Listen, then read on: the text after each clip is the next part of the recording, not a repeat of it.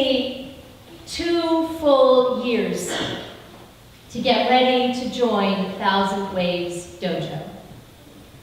Thousand Waves is a karate school located on the north side of Chicago, where I used to live. And I had a friend and a colleague who trained there who talked enthusiastically about the ways that it challenged and strengthened her body and her spirit. I was intrigued. However, I had learned that training at Thousand Waves meant doing push-ups on your knuckles while counting to 10 in Japanese. This all seemed more than a bit daunting, and so I hung back. Still, my curiosity persisted. So I started attempting those push-ups on my knuckles at home, in the privacy of my own bedroom, figuring that once I could do 10 in a row, then I'd be ready to enroll in class. I wore glasses at the time, so I made an appointment and got fitted for contacts. I peppered my friend Carla with questions about what to expect. I had foot surgery, twice. All that preparation before I enrolled in a single karate class. Eventually, I did enroll, and I trained for 6 years, through 2 pregnancies. I figured out how to do those push-ups, and I learned countless lessons about what it means to prepare body, mind, spirit for a single class, for a sparring match, for belt advancement.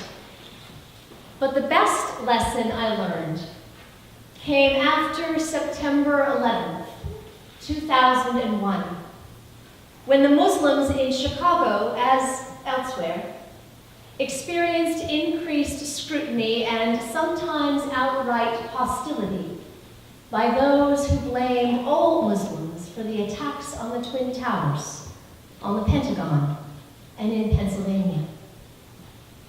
You see, along with precise technique and mental focus, my karate teachers taught us what it means to exercise power, not to break others down, but to build up community. Not to build up our own egos, but to break down walls. We were trained to honor human dignity and to respect diversity. We began every class by bowing to each other. We greeted every training partner by name. We celebrated the whole wide range of students who came to our dojo, tall and lanky, short and stout, younger, older, novice or seasoned, students of every race and religious background, including Muslim. Because of those relationships, because respecting diversity came to our karate community as naturally as counting to 10 in Japanese, it was harder for us to vilify all of Islam in the wake of September 11th. Easier to open our doors to those who needed sanctuary and to stand in solidarity with neighbors who felt threatened. Our teacher made public statements in support of local mosques, and many students found ways to support Muslims in their own neighborhoods. Instead of striking out in our grief, we exercised our community building muscles. What we learned on the training floor prepared us to act with courage and compassion outside the dojo doors. All of those memories about my years at Thousand Waves Dojo are stirred up by my reading of Esther. Who knows? It may be that you were made queen for just such a time as this. That's what Mordecai told Esther as they confronted the news that Haman had arranged to have all of the Jews slaughtered. It's hard to know what Esther thought of her position, before Mordecai issued this challenge. Did she think of herself as a woman with power? On one hand, she was the queen, the king's presumptive favorite. On another hand, she was but first in a harem of women, all summoned to serve at the king's pleasure. She was Jewish and an orphan, doubly vulnerable in that Persian city.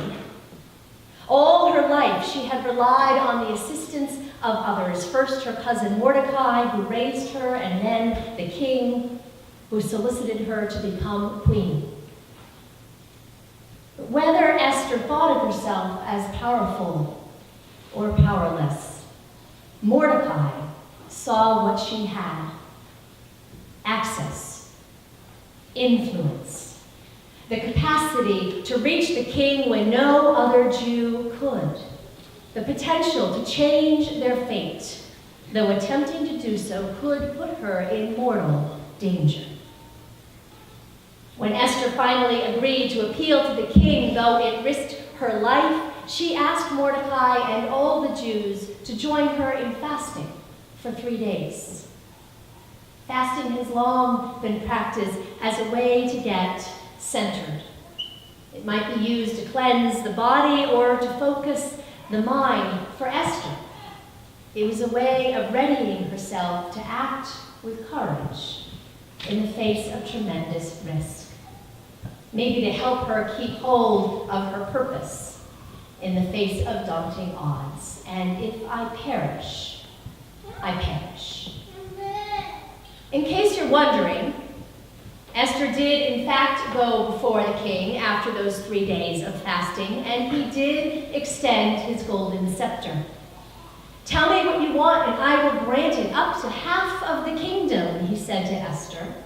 And so Esther invited the king and that wicked Haman to a banquet, twice.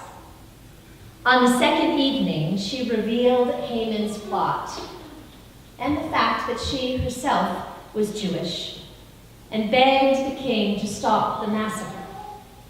And so the king passed a second edict, allowing the Jews to fight back. They did, goes the story, and they vanquished their enemies. The king had Haman hanged on the very gallows that Haman had built to hang Mordecai.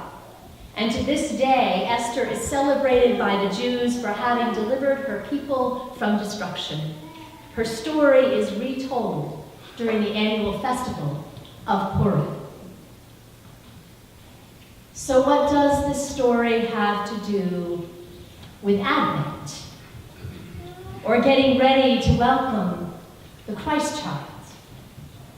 Honestly, the book of Esther doesn't even mention God. So where exactly does it fit?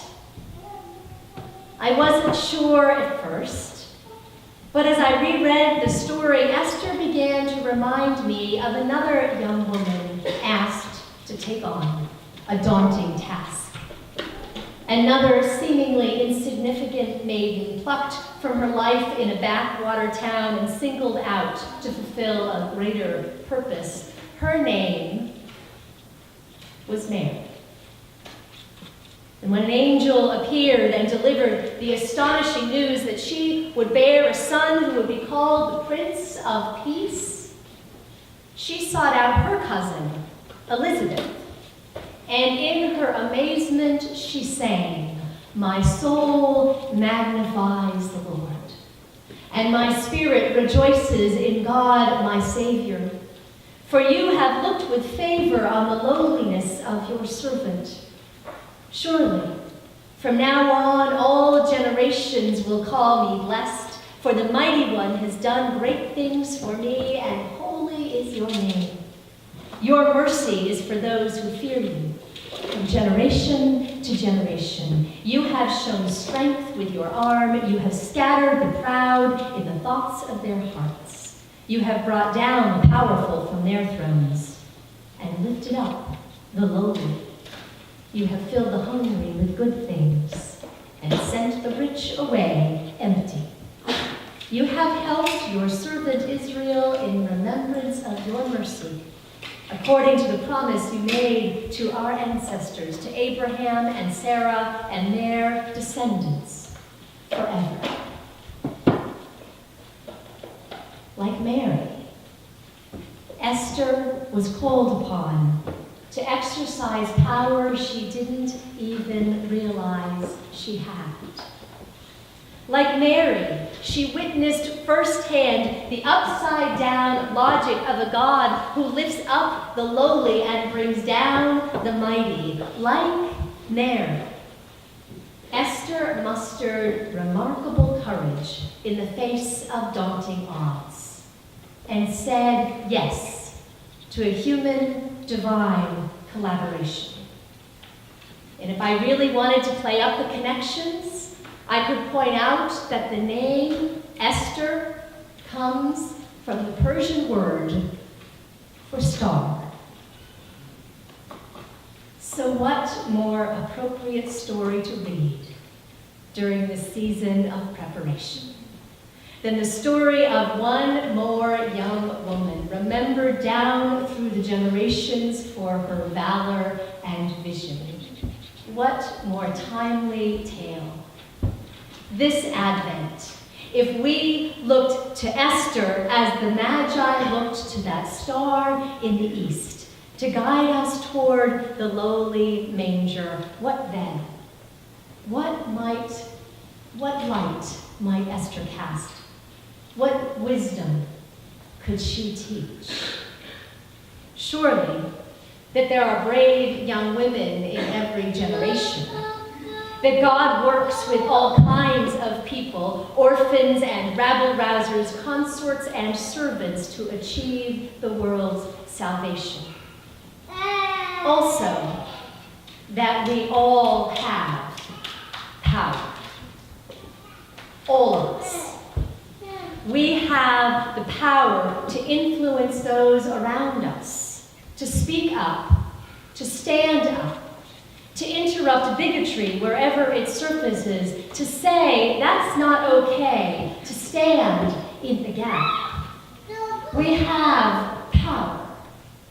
We have economic power to buy or not to buy, to choose gifts made by people who receive a living wage, to spend money in ways that reduce waste or contribute to it, protect the planet or deplete its resources, support community or erode it. Beloved in Christ, we have power. We have the power to praise one another or to judge, to build up or to beat down. We can choose to encourage one another or to criticize, to seek vengeance or to pursue peace. The question is, how will we use that power? Will we use it in service of our own interests like Haman?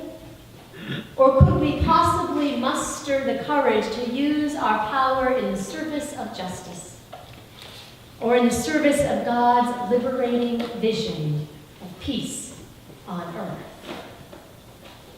Beloved in Christ, it's hard to know what's coming, just what God has in store for each of us, for this whole community. The work of restoring the world is daunting indeed, so maybe we will never feel fully prepared.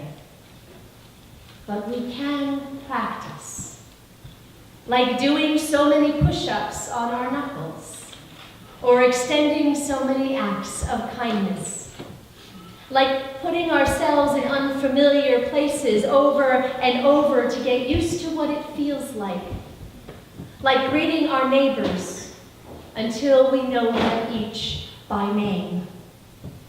We can practice being brave like Esther. Practice saying yes like Mary.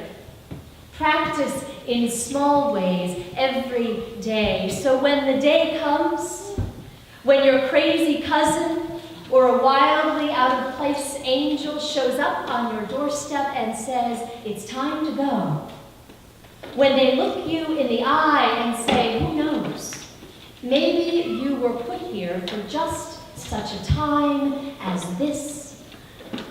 Then, if we've been preparing all along, our muscle memory will kick in.